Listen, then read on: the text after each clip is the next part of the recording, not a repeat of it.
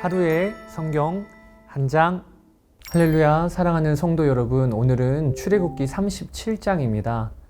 오늘은 언약궤, 또 진설병상, 등잔대, 분향단이 만들어지는 일들이 이제 이어집니다. 첫 번째는 언약궤인데요. 하나님의 텐트인 성막은 이제 지어졌습니다. 이제부터는 그 안에 들어갈 성물을 만들 차례인데, 가장 먼저 중요한 언약궤, 법궤를 제작하는 내용이 오늘 본문에 등장합니다. 부살렐은 조각목으로 가로 1.25m, 세로 75cm, 높이 75cm의 덮개가 없는 나무 상자를 만듭니다. 여러분, 본문에서 규빗은요, 구약의 길이 단위를 말하는 것인데 1규빗은 성인 남성의 팔꿈치부터 손바닥 끝까지의 길이를 의미했어요. 약 45에서 47cm인데 저는 계산하기 쉽게 50cm로 환산하였습니다. 자, 그리고 순금으로 나무 상자의 안과 밖을 싸고 위쪽 가장자리를 돌아가면서 금태를 만들고 금고리를 연결시킵니다. 또 조각목으로 나무 막대기를 의미하는 채를 만들어서 상자의 고리와 연결시킬 수 있도록 했습니다. 이것은 후에 레위 지파 중에 고핫 자손이 이 채를 어깨에 메어서 법궤를 이동시킬 수 있도록 그렇게 한 것이죠. 그리고 중요한 것이 이 언약궤의 뚜껑 역할을 하는 속죄소라고 불리는 덮개를 만들었다는 것입니다. 이 속죄소란 죄를 속해주는 곳이라는 뜻으로 영어로는 Atonement Cover라고 번역을 합니다. 속죄소 위에는요, 하나님의 호위 천사인 두 그룹이 서로 맞대어 보고 있습니다. 그들의 날개는 덮개 위를 다 덮도록 제작을 합니다. 속죄소를 개역 성경에서는 시은좌라고 말로 번역을 하는데, 이 시은좌는 은혜가 베풀어지는 자리라고 하는 뜻입니다. 하나님은 이 속죄소에서 모세와 말씀하셨다고 성경에 기록되어 있죠. 언약궤, 법궤는 지성소에 놓이는 유일한 성물이었습니다. 법궤 안에는 십계명 두 돌판, 또 아론의 쌍난 지팡이, 만나가 담긴 항아리가 들어갈 것입니다. 이것은 모두 예수 그리스도를 상징하는 그런 성물들이에요. 이 말씀이신 예수 그리스도, 생명의 떡이신 예수 그리스도, 그리고 죽은 나무에서 생명의 싹이 난 것과 같이 죽으시고 부활하신 예수 그리스도를 의미하는 것이죠. 자, 이제는 진설병상 만들 규례가 이어집니다. 부살렐은 조각목으로 진설병상, 또 본문에는 그냥 상이라 불리기도 하고 떡상이라고 불리기도 합니다. 그것을 만들고 그 위에 금을 입혔습니다. 크기는 가로 1m, 세로 50cm, 높이 75cm 정도입니다. 특징적인 것은 그 진설병상 위에 손바닥 넓이만큼의 턱을 제작했다는 것입니다. 이로써 상 위에 올라갈 무교병이 떨어지는 것을 방지했던 것이지요.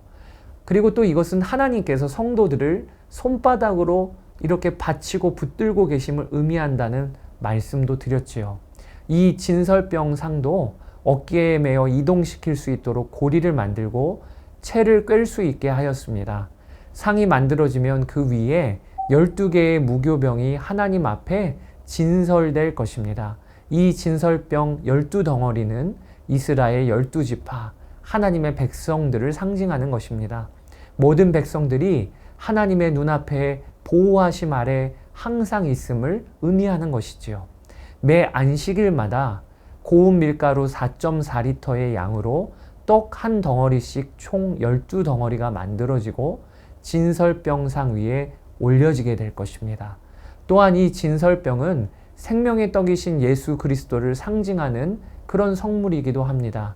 진설병상은 성소 안 북쪽에 놓여 금 등잔대와 마주 보게 될 것입니다. 자, 이번에는 부살렐이 등잔대를 만드는 순서입니다. 순금 한 달란트, 약 33kg의 이 금을 쳐서 통으로 등잔대를 만듭니다. 그러니 조각목으로 만들고 금을 입힌 다른 성물들과는 다르게 엄청나게 숙달된 기술이 요구되었을 것이에요. 등잔대의 전체 컨셉은 살구나무 모양입니다. 하나의 줄기에서 양쪽으로 3개씩 가지가 나오고 가운데 줄기가 있는 형상입니다. 이 가지에 꽃받침과 꽃을 두고 그 위에 등잔대가 올라가 있는 형상으로 제작을 하는 것이지요.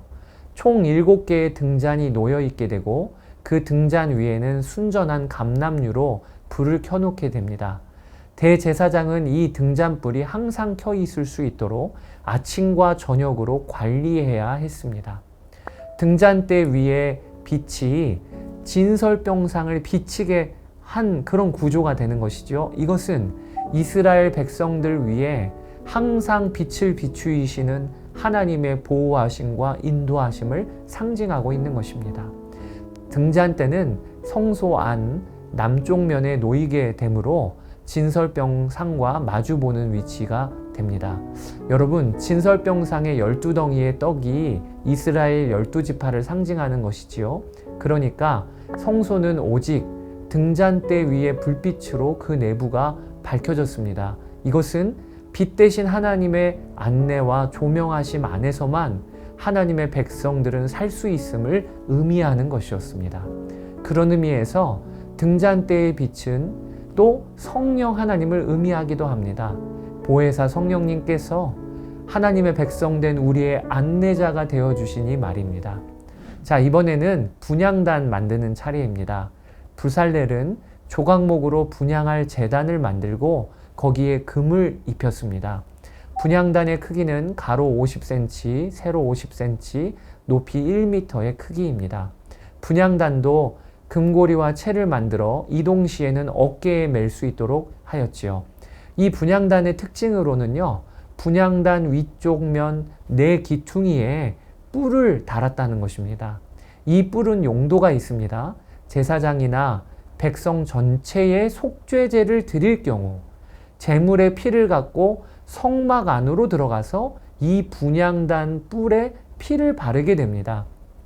대제사장은 아침과 저녁으로 이 분향단 위에서 특별히 제작된 향을 태웠습니다. 그러니까 매일 아침과 저녁으로 분향단에서 향연이 올라갔던 것입니다. 이것은 하나님께 올려드리는 성도들의 기도를 상징한다고 말씀을 드렸지요. 분향단은 성소 안 서쪽 면에 위치하는데 이것은 증거궤 바로 앞에 위치하고 있습니다. 물론 증거궤와 분향단 사이에는 휘장이 가로막혀 있습니다. 이것은 우리의 기도가 하나님을 가까이 하는 행동임을 보여준다고 제가 말씀을 드렸지요. 자, 여기까지 출애굽기 37장에 대한 설명을 드렸습니다.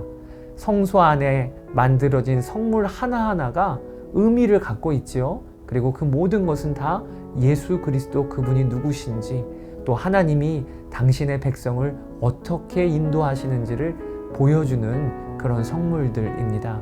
오늘도 말씀으로 주와 동행하시고 또 성령의 조명하심을 받아 인도하심을 받아 사는 여러분 되시기를 주의 이름으로 축복합니다. 감사합니다.